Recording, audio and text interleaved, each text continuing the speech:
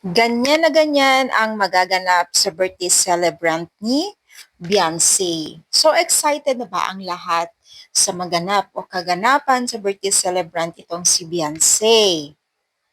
No? So ngayon ay talagang pinaghahandahan ng Team Kalingap, mga bawat love team, yung parating malalapit na birthday celebrant ito si Beyonce at alam ko na isa rin kayo sa mga excited na magkaroon or mapanood yung bonggang birthday celebrant ni Beyonce. Alam niyo ba guys na isa rin tong si Beyonce na napakaswerte na tinulungan ng Team Kalingan, which is tinutulungan pa rin kasi ayaw bitawan kasi ang dami pa rin nag-aano, I mean, ayaw bitawan ng mga sponsor. So, alam naman natin, di ba, na sila Kalingap Rab ay minsan talaga sumusunod din po sa kagustuhan ng mga sponsor kasi sila yung partner nila sa mga paglago ng mga Kalingap Angels nito. Kumbaga, may kanya-kanya din pong paborito mga sponsor. Alam natin yan. Normal na yan, no?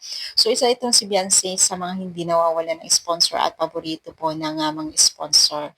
So, deserve naman niya kung ano yung maging ganap sa kanyang birthday dahil napakabait din naman itong bata, super humble at hindi po siya yung mataas ang tingin sa sarili. Until now talagang pangalawang birthday niya siguro ito sa Team Kalingap at long birthday niya, 17th birthday, photoshoot din siya at bongga din po ang kanyang birthday. So how much more itong kanyang 18th birthday, no? Talagang pinaghandaan, may kutil-kutil yun pa talagang nalalaman ng Team Kalingap. At yun ay marami ng excited dyan.